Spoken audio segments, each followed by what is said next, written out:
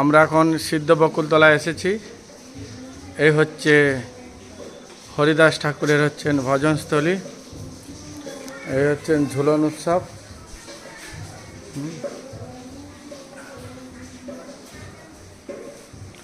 আপনাদের ঘুরে ঘুরে দেখাচ্ছি, দেখে নিন।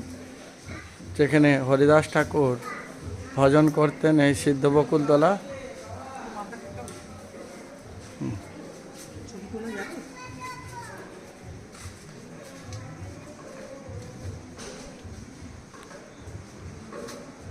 এখানে মহাপ্রভু হরিদাস ঠাকুরকে দর্শন দিতেন, প্রসাদ।